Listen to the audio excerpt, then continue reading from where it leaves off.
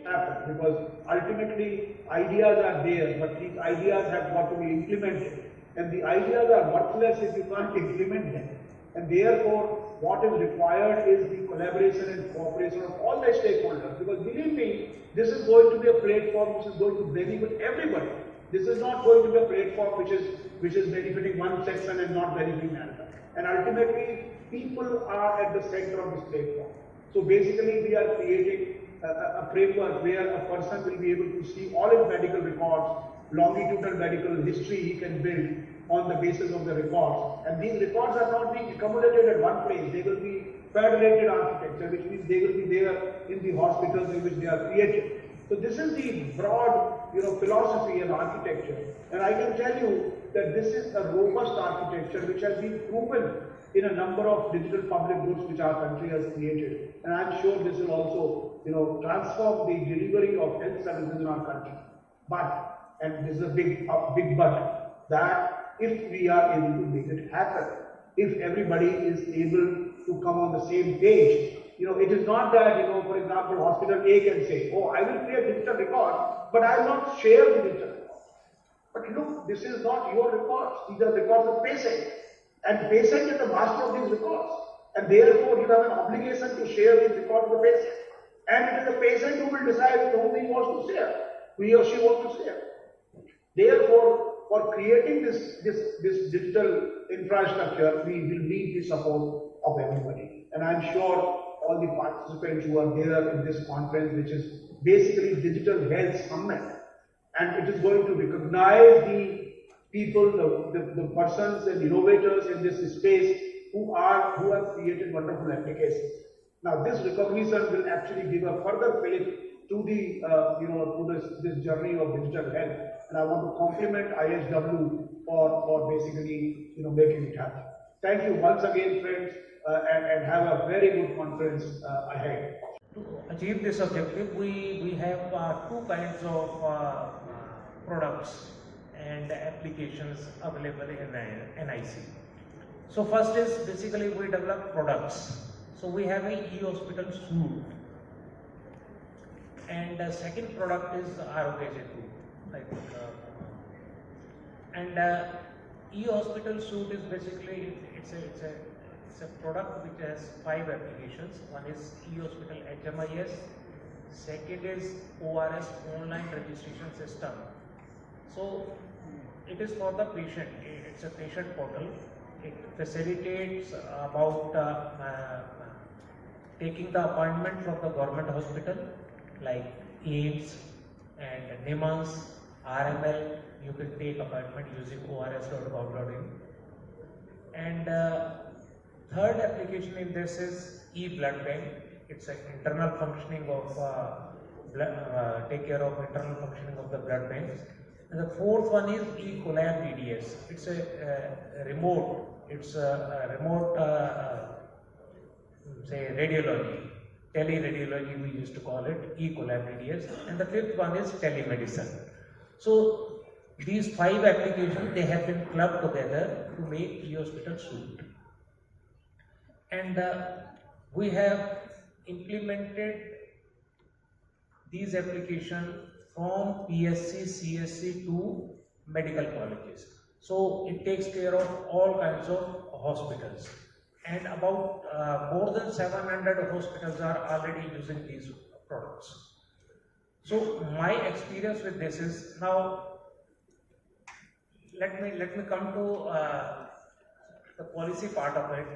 The government of India came up with one electronic health record standard, EHR standard, in 2016.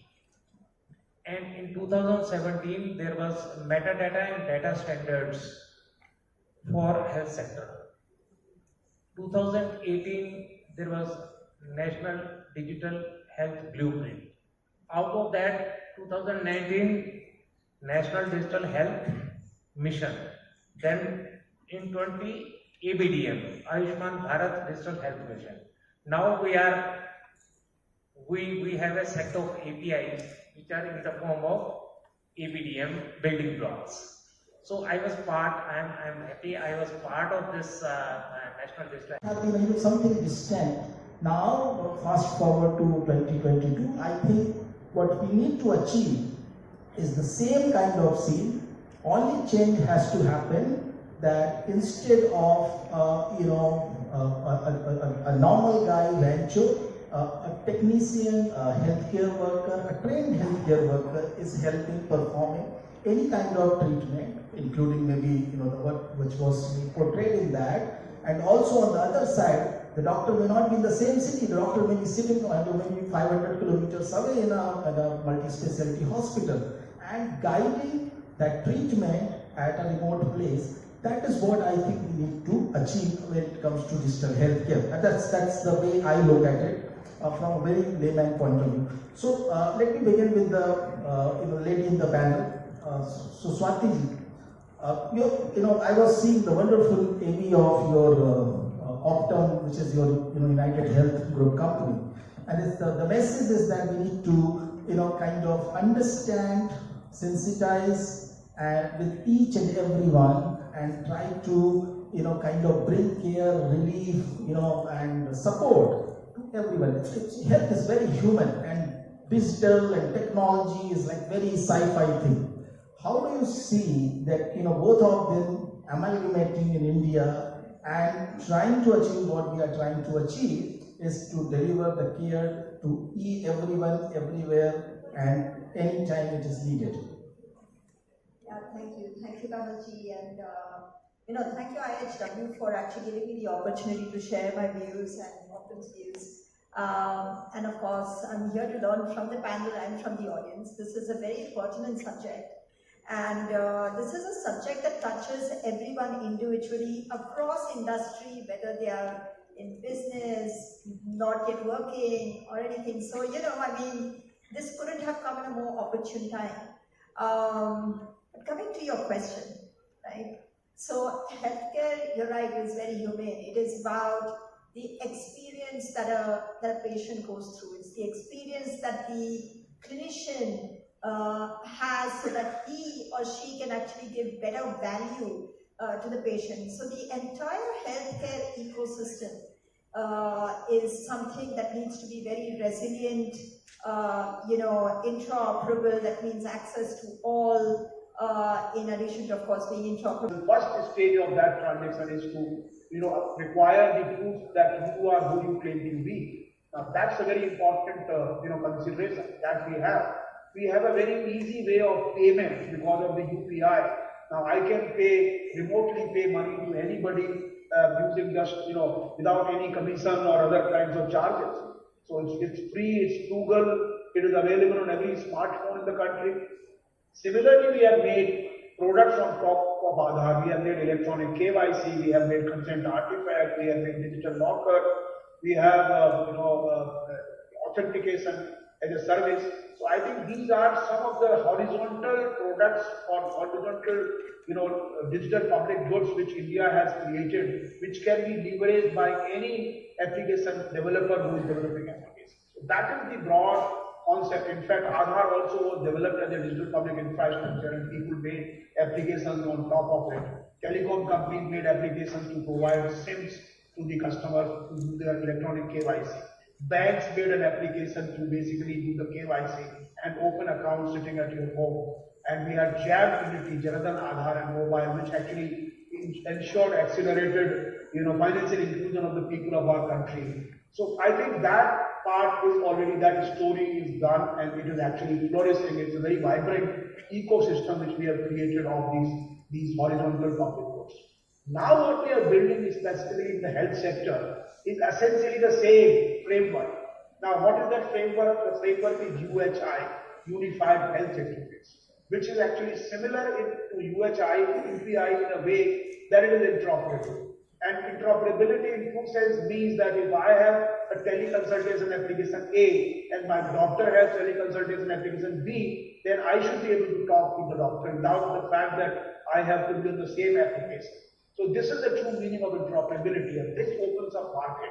So we are also doing that function of market making by providing a framework which is universal and also interoperable.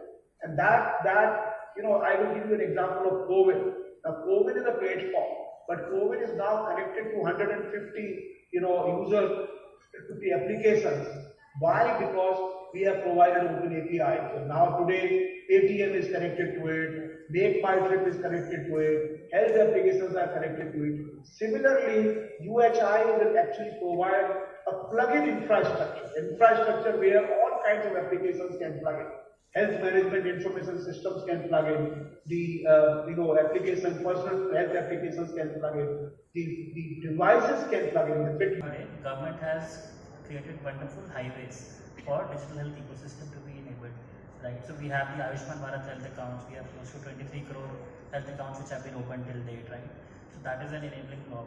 The health facility registry, the health professionals registry, which is providing credible sources of information on facilities and doctors, that is also there.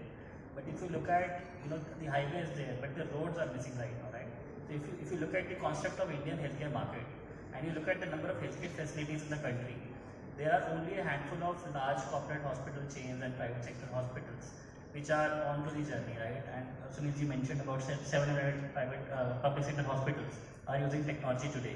But if you look at the overall universe of the problem that we are trying to solve, there are thousands of PHCs, CHCs, the small single doctor clinics that are yet to embark on the digitization journey, right?